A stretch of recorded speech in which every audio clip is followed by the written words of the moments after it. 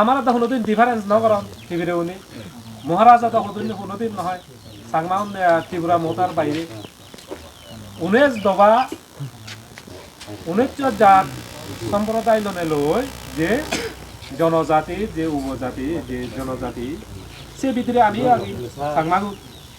দেখা যে আমার অস্তিত্ব রক্ষা করিবেতে আমার ত্রিপুরার মতো গণনা দরকার তুমি ব্যাকনে হওয়ার পর আদালর ইলেকশনের আগে দীর্ঘ 25 বছর বিজেপি বামফ্রন্ট সরকার তারা দাবি দিবে আমি হি স্লোগান করছি দে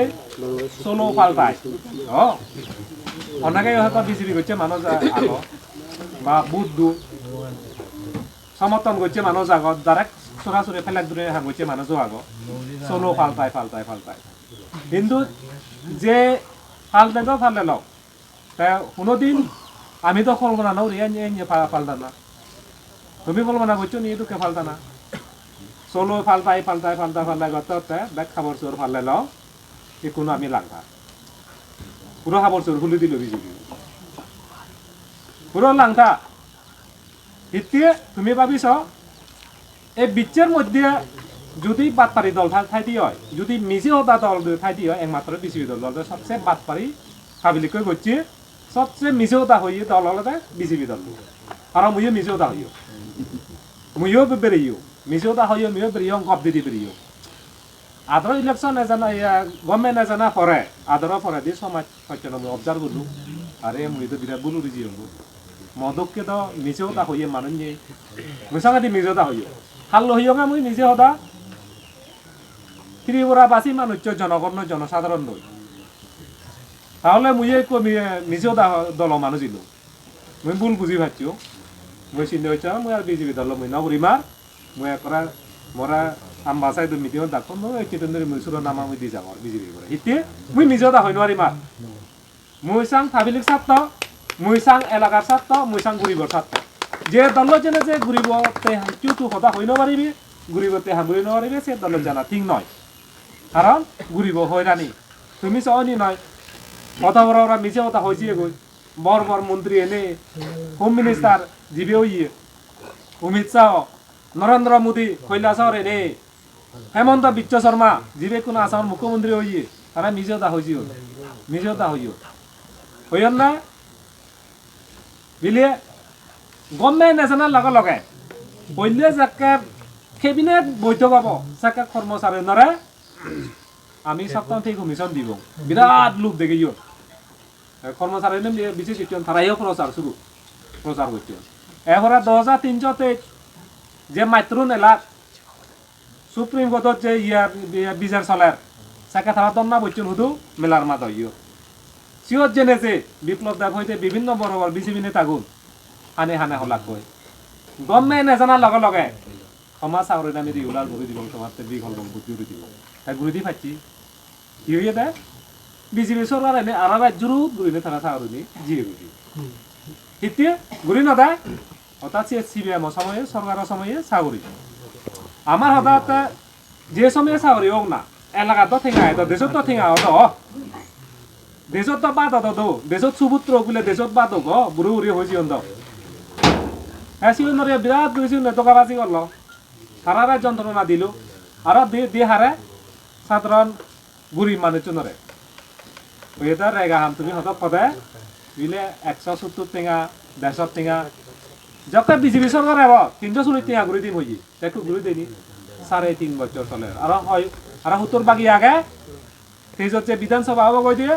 আর আদ্র মাস বাকি দোষ দিচ্ছে একমাত্র সময়টাকে কাজে সেই ক্ষেত্রে আপনারা এই যে ভুল থেকে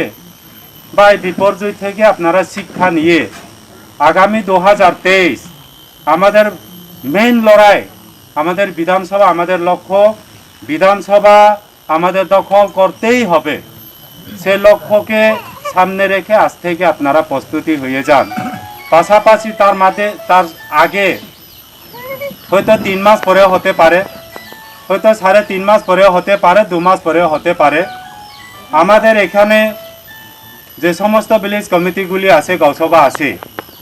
সে মেয়াদ গত 9 তারিখ মার্চ শেষ হয়ে গেছে। এখন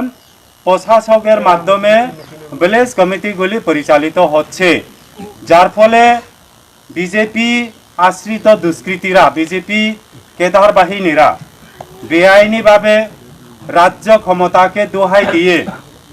তাদের আত্মীয় স্বজন এবং তাদের মানুষকে বেছে বেছে তারা ডবল ডিমান্ডের মাধ্যমে, ডবল আইওয়াইয়ের মাধ্যমে তাদের বেনিফিশিয়ারি একতরফাভাবে সিলেকশন করছে। সেটাকে প্রতিরোধ করতে গিয়ে অনেক জায়গায় আমাদের সাথে সেখানে সংঘর্ষ বাড়তে বাধ্য হচ্ছে। তাইলে সেটা সুস্থ পরিবেশন করবার লক্ষ্যে এবং আমাদের হাতে সম্পূর্ণ ক্ষমতা আসতে গেলে আমাদের ভিলেজ কমিটি প্রয়োজন। ভিলেজ কমিটি নির্বাচনের মাধ্যমে মেম্বার আমরা তৈরি করব। এর জন্য আমাদের ইলেকশন কমিশন অফ ত্রিপুরা যে কোনো সময় ত্রিপুরা মধ্যে এবং আমাদের যে মহারাজার যে লক্ষ্য, আমাদের মহারাজার যে উদ্দেশ্য, সেটাকে বাস্তবায়িত দোষ দিচ্ছে একমাত্র সময়টাকে। কাজে সেই ক্ষেত্রে আপনারা এই যে ভুল থেকে বা এই বিপর্যয় থেকে আপনারা শিক্ষা নিয়ে আগামী 2023 আমাদের মেইন লড়াই, আমাদের বিধানসভা, আমাদের লক্ষ্য বিধানসভা আমাদের দখল করতেই হবে। সে লক্ষ্যকে সামনে রেখে আজ থেকে আপনারা প্রস্তুতি হয়ে যান। পাশাপাশি তার আগে হয়তো 3 মাস পরেও হতে পারে, হয়তো 3.5 মাস পরেও হতে পারে, 2 মাস পরেও হতে পারে। আমাদের এখানে যে সমস্ত ভিলেজ কমিটিগুলি আছে, গৌসভা আছে, সে মেয়াদ গত 9 তারিখ মার্চ শেষ হয়ে গেছে। এখন প্রশাসকের মাধ্যমে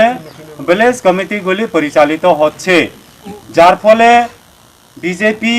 আশ্রিত দুষ্কৃতীরা, বিজেপি কেদার বাহিনীরা বেআইনিভাবে রাজ্য ক্ষমতাকে দোহাই দিয়ে তাদের আত্মীয় স্বজন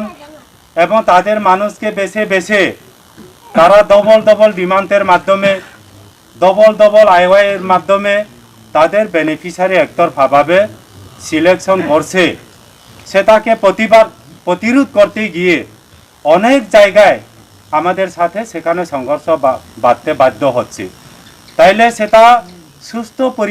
পরিবেশন করবার লক্ষ্যে এবং আমাদের হাতে সম্পূর্ণ ক্ষমতা আসতে গেলে আমাদের ভিলেজ কমিটি প্রয়োজন। ভিলেজ কমিটি নির্বাচনের মাধ্যমে মেম্বার আমরা তৈরি করব। এর জন্য আমাদের ইলেকশন কমিশন অফ ত্রিপুরা যে কোনো সময় ত্রিপুরা মধ্যে এবং আমাদের যে মহারাজার যে লক্ষ্য, আমাদের মহারাজার যে উদ্দেশ্য, সেটাকে বাস্তবায়িত। আমার তো কোনোদিন ডিফারেন্স নকরণ টিভিরে উনি মহারাজা তো কোনোদিন নহয় সাংমাউন ত্রিপুরা মতার বাইরে 19 দফা 19 জাত সম্প্রদায় লনে লই যে জনজাতি, যে উপজাতি, যে জনজাতি, সে ভিতরে আমি সাংমাগু আছে আমার অস্তিত্ব রক্ষা করিবে আমার ত্রিপুরার মতো করবার দরকার। তুমি ব্যাকুলে হওয়ার পর আজকে বামফ্রন্ট থেকে পদত্যাগ করে আমাদের ত্রিপুরা থেকে ভালোবেসে ত্রিপুরা পার্টিকে ভালো পাইয়া তারা আজকে আমাদের ত্রিপুরা যোগদান করেছে। তাদেরকে আমরা অজস্র ধন্যবাদ জানাই, কারণ এই 3 বছরই বিজেপি সরকার জনগণের কল্যাণে কাজ করে নাই। এর জন্য অতিষ্ঠ হয়ে তারা আজকে ত্রিপুরা যোগদান করেছে। তাদেরকে আমরা সাদরে গ্রহণ করছি। আমরা দেখব তাদের জন্য আমরা কী করতে পারি, আমাদের যে যোজনা, এই যোজনা কী করা যায়, কোন আওতায় তাদের ফেলানো যায়, আমরা সেটা অবশ্যই তাদেরকে দেওয়ার জন্য চেষ্টা করি। সেখানকার তিনি কয়টা ভোটার কয়টা ফ্যামিলি সংখ্যা